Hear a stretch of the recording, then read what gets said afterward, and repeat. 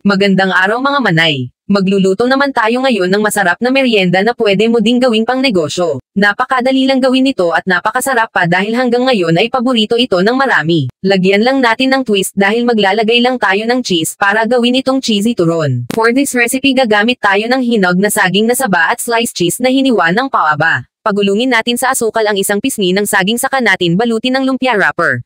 Gagamit tayo ng water bilang pandikit sa wrapper para hindi sila maghiwalay pag pinirito natin. Ganito gagawin natin hanggang mabalot natin lahat ng saging. Tapos magpainit tayo ng mantika sa kawali. Bago natin eprito ito ay pagulungin lang natin sa asukal. At kapag mainit na ay eprito na natin ang mga saging.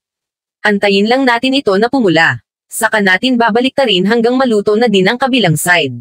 Ganito lang kadaling lutuin ito mga manay. Napakasarap nito at napaka-cheesy pa.